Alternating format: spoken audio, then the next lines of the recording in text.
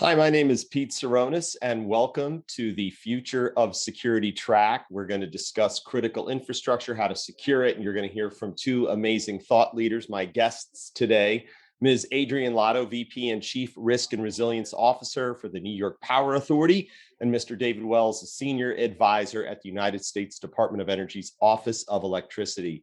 Adrienne, David, welcome. Thanks. Thank you. Thank you, Pete.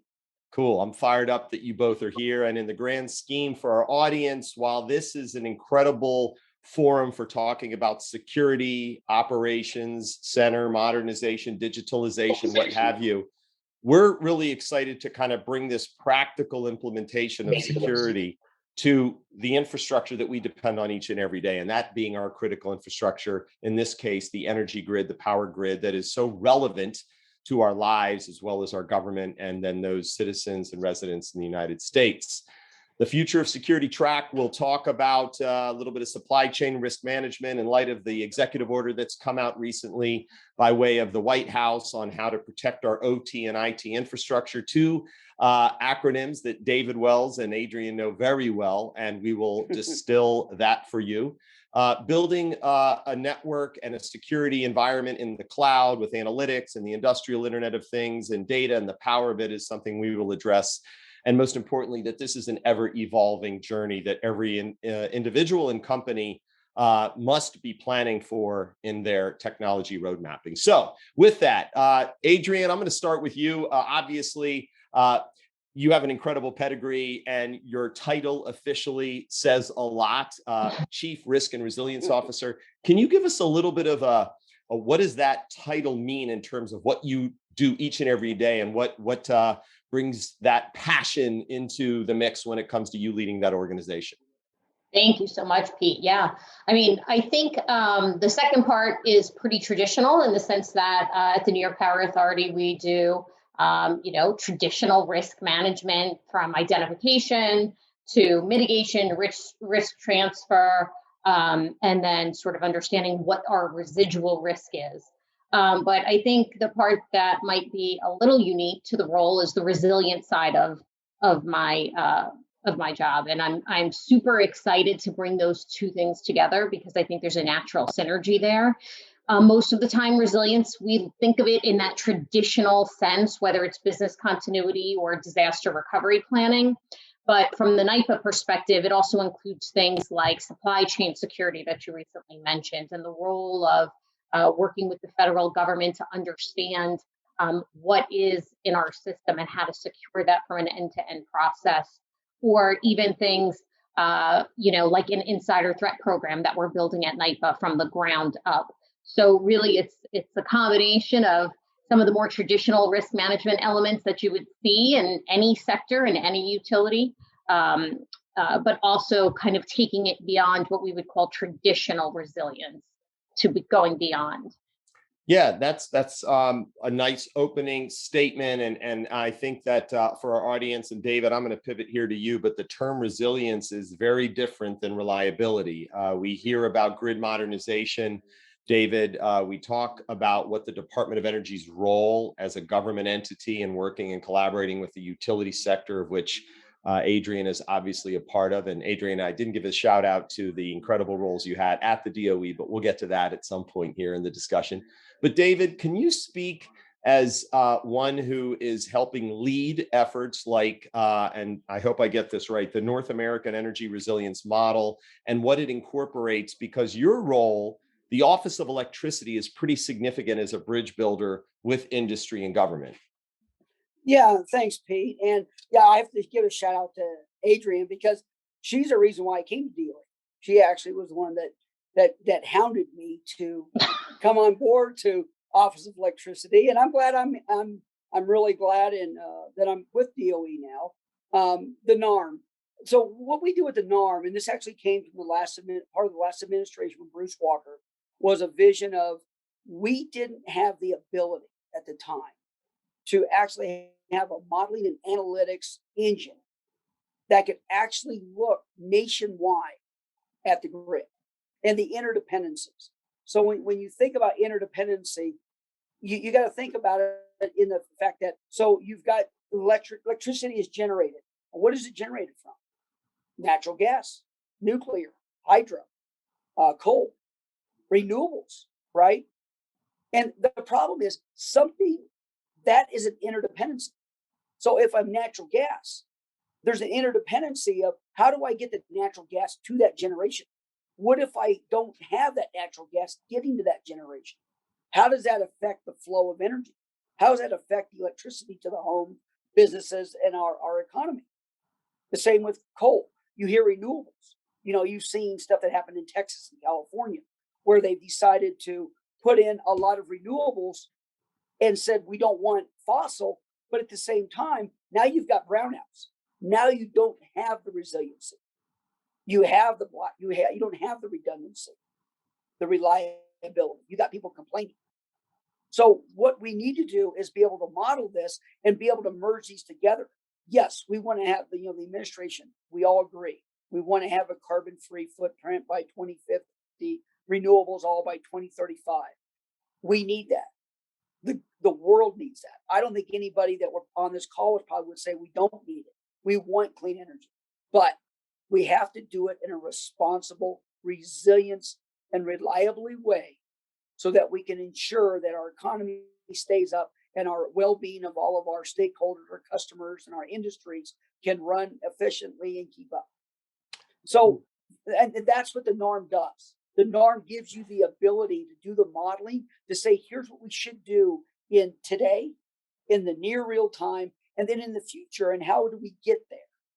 And it's a continuous methodology, right, David and Adrian? I mean, we talk a lot about technology and we buy it, but then technology also has an end of life. And this evolution of technology implementation, or if you will, whether it's leveraging a data center, the NARM, the strategic planning at the NYPA, it doesn't stop, right? I mean, this isn't a, hey, we're good for 4 years.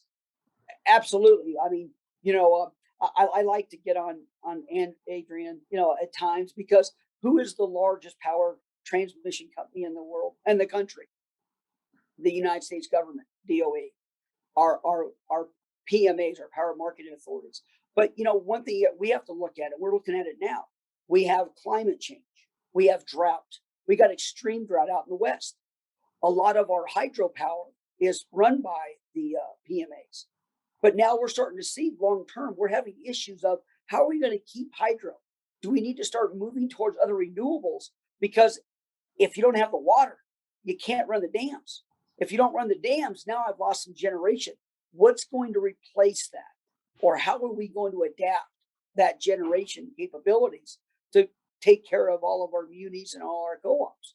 Yeah. So those are examples. And Adrian, building off of what David sort of illustrated there, I mean, putting on your hat when you worked in the United States government and you led an organization, the Information Security Energy Restoration Group, ISER, talk a little bit about that and that mission, because again, for the folks watching this, while a security operations center is significant and leveraging cloud service providers to protect that infrastructure, you can read about that in this executive order that came out. And I think from a tech perspective, that's important. And making good decisions, Adrian, when it comes to technology is important, whether it's when you were running ISER and now you're at NYPA. But I just want to remind our audience that technology is not the problem.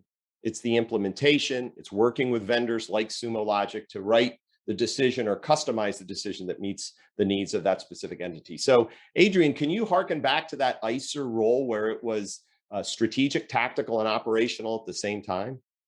Sure. So as you said, while at DOE, I was the Deputy Assistant Secretary for the ISER division, which really was the primary division that you ran what they call ESF 12, or Emergency Response Function 12, which is the function that serves during emergencies to be the primary liaison to the energy sector. So when an event occurs, doesn't matter the cause, a hurricane, a cyber event, a wildfire, and a pipeline cyber attack, as was just seen with Colonial, that group stands up a response organization to really sort of understand from a boots on the ground, tactical perspective, what the damage is that is currently on the grid, and what steps need to be taken to mitigate the loss very quickly, and then obviously move towards a restoration. So I think, it's interesting now, having had that role and transferring over to the New York Power Authority, where our goal is to be the first end-to-end digital utility.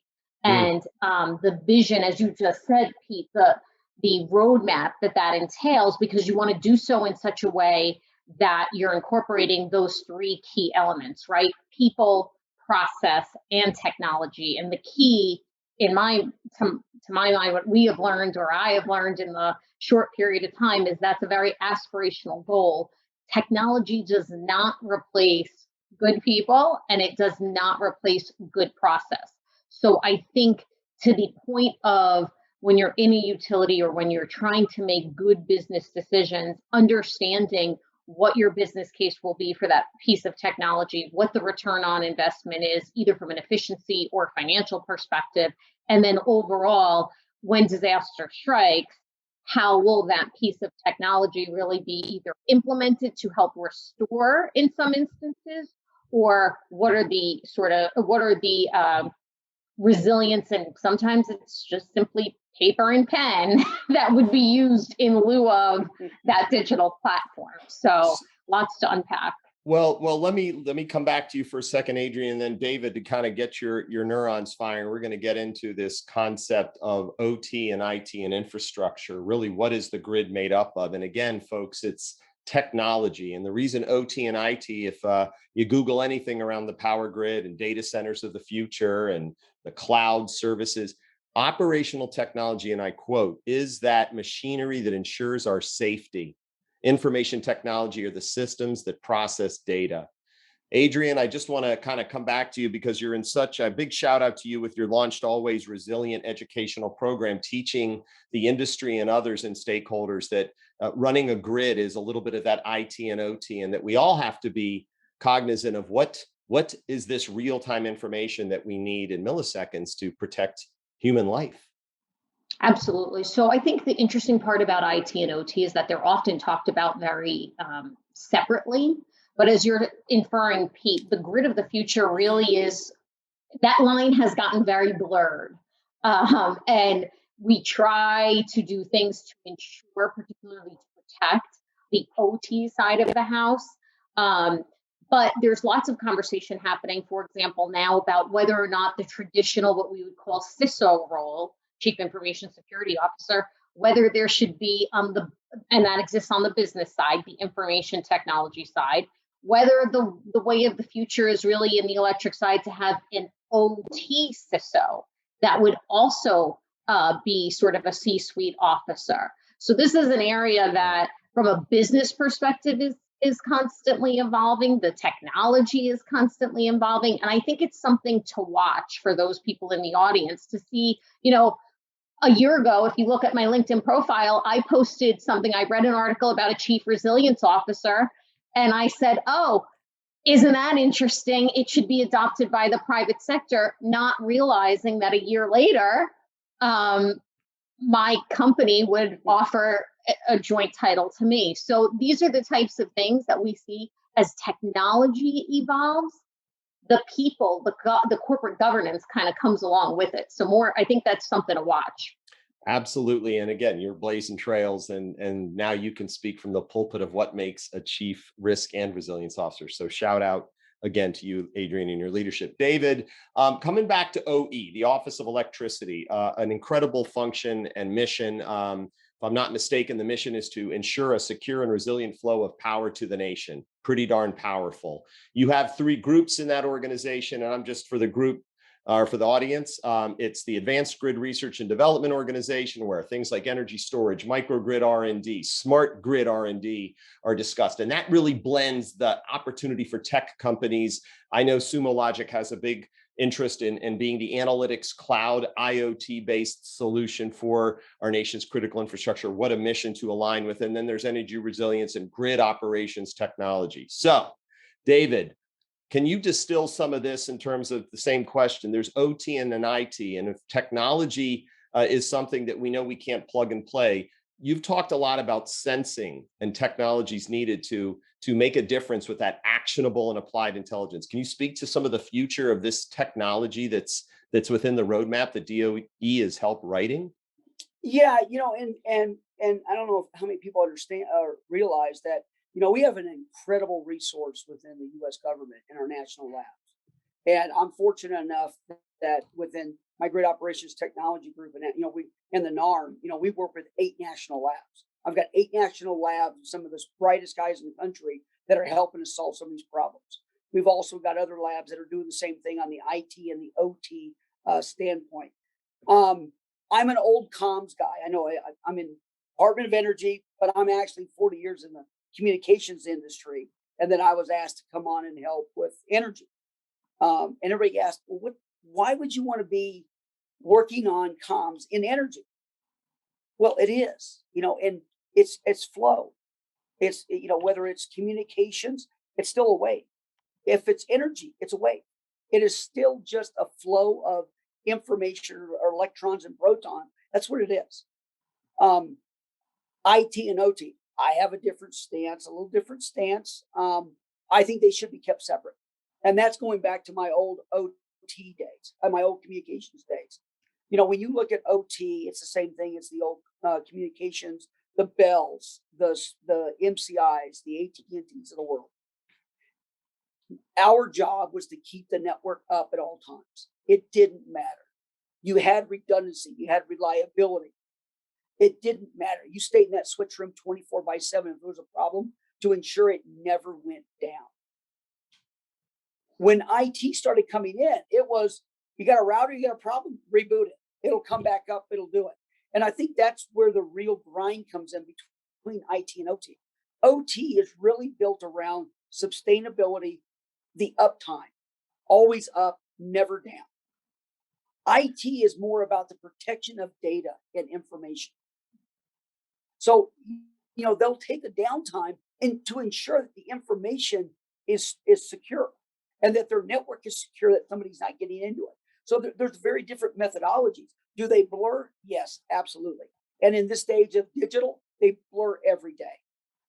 My hope is that they blur more to the OT side because that's where I come from. That they'll start to understand that of these guys saying it's up all the time is where it is, but a lot of it also comes into sensing.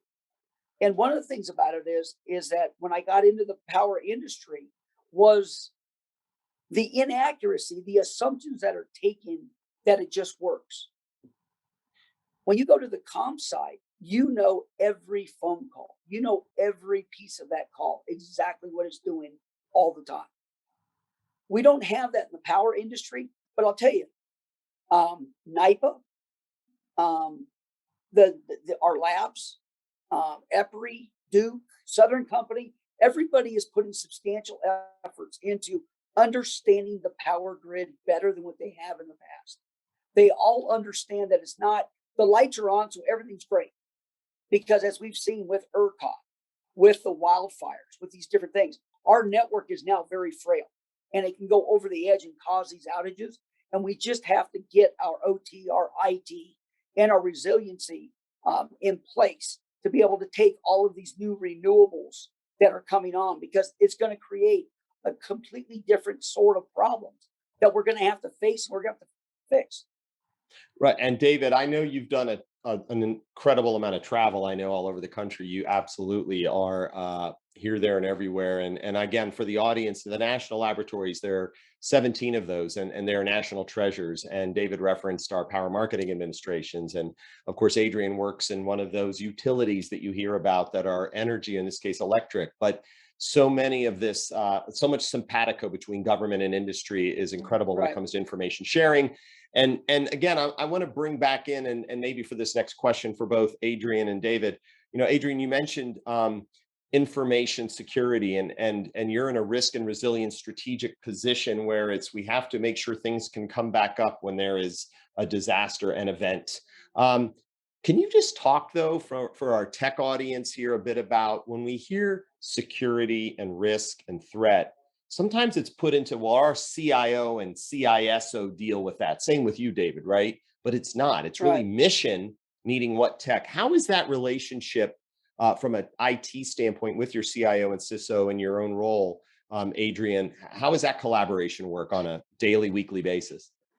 It is robust and always communicating. So I think that is, Pete, something that needs to be debunked. And we work hard at the New York Power Authority to ensure that everybody understands risk management and resilience is not the job of me or our CISO, right? It is the job of all the business units, of all the personnel that are come into the doors day and day at NYPA. So it's really about culture, and ensuring that people understand, frankly, what are some of the things that they need to be aware of. As you mentioned, I launched a campaign because some of the campaign was about teaching the regular NYPA employee, regular energy sector employees, about what some of the threats are that we have to be aware of.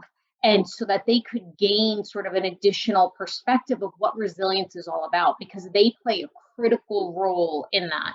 On a weekly basis, sometimes multiple times a week, I am talking to our CISO. You mentioned cloud. Just today, again, in light of the unfortunate Colonial Pipeline incident, we had a meeting about what is our cloud strategy, right? So NYPA has clouds that we maintain. We have third-party clouds. We have clouds that, how do we, as a company, what is our overall strategy? How do we want to utilize those clouds? What are the roles-based access policies and procedures that we need to have in place? How often are they updated? And that goes not only from the cloud perspective, but down to whatever applications we have running, right? So making sure, again, that it's about the people, the culture, the workforce, the process. What are the policies, the procedures, the governance, whether it's on our cloud, whether it's on an application, and then the technology. How does the technology help us to effectuate our goals? And that's like the iron triangle concept of you can't really be out of balance. And I love the people, process, tech. I love the architect, invest, implement. And David, coming to you, I know we're getting close to the end because I want to save some time for a parting shot. David, R&D, the future, grid modernization, the dependence on technology, your telecom roots, which really are the underpinning for a digital modern grid of the future. Can you just speak to some of what you're excited about in terms of maybe an effort that is being led in collaboration with industry to really move the needle and create a more resilient power grid? Well, I think the big one is, and Adrian was a large part of this because I actually worked with her in ICERS, is we started a program called Darknet. And what the Darknet is a project where we took substation that could be scaled to both transmission and distribution. But what it is, it's actually rebuilding the grid at a basic level digital. So from the very beginning, from the sensor all the way getting to the control center and the flow of data, it is 100% digital from the ground up. And the reason we did that is we all understood one thing. The grid originally was set up to be an analog system. They did a conversion to digital. Then when they converted it, it opened holes. Then they went and put in new cybersecurity and patched those holes. But just like the dike with a hole from the water in it, 4 more holes pop up. So we've been behind the 8 ball of trying to get a secure grid because we're trying to fix a holy dam. So what Adrian and were really envisioning was, let's build a system that is not analog. Let's build it from digital from the ground up, and let's cyber out cybersecurity. Let's build a grid that doesn't need as much cyber, that's got a semi-closed network so that we can actually keep it closed and actually secure it and actually take care of our industry, our stakeholders, and our nation. Yeah, I'll punctuate that point, and I can't help but jump into the conversation, being kind of a techie geek myself. I mean, I love hearing both of you talk about today and tomorrow, and again for our audience and for those who know, Sumo Logic is built upon a cloud infrastructure and taking information, real-time situational awareness information. And when you think about technology supporting that mission, we're talking about things like the grid, folks. We're talking about things like our water sector and the energy water nexus. And so I hope we can talk for hours on this, that you're kind of getting a sense. And again, please read the executive order that just came out on May 12th. It talks about everything Adrian's addressing as a practitioner, David's talking about from an R&D. And frankly, as a human consumer, a human being, we should be educated on what's going on in the news, the infrastructure bill, and what that means to us. So with that, Adrian, David, we have a couple minutes. So I know I love the parting shot. I want you to leave something for this group, for this audience, for this segment that you gleaned from today, and that you really just hope people walk away with and say, man, I'm inspired to learn a bit more. Floor is yours, Adrian. I hope you're inspired to learn a lot more about the energy sector and how the digital processes of the future can influence it. It's the energy sector, whether it's the clean energy initiatives as David talked about, or using some of our, R&D that's coming out of the labs and others, is changing rapidly. And it's super exciting. So, we're always competing in the workforce for brilliant digital minds. But we're hopeful that maybe today we sparked a little bit of interest to some of our listeners that, come over to the energy side. We would love to have you. Amen to that. David, before I give you the floor, you always provide and have many of us in the industry with tweetable moments. You're an incredible speaker. You're a teacher and educator. The floor is yours. And again, I just want to thank you for helping and maybe instilling in our audience the need to understand what this energy sector and the complexity of it is made up of. So floor is yours. I guess I would say is always remember that the grid is like a watch. You have a watch and you have a watch band on your watch, and every link in that watch is as important as the other link. And if one link is weak, that is how strong your entire watch band is. When you look at the grid, you got to look at the same thing. It's not about generation. It's not about the consumer. It's not about the network. It all has to work together. So when you guys are thinking about architecting your network and building your network, and you're working on it, and you look at your ops guys and you go, oh, don't worry about those guys. Every piece of that is just as important. And I think that's my parting shot.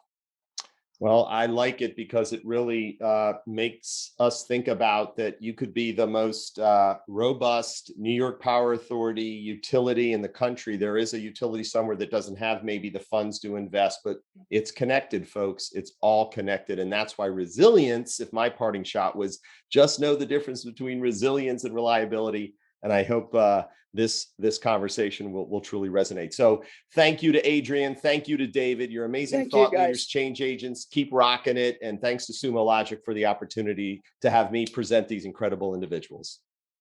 Thank you. Thank you.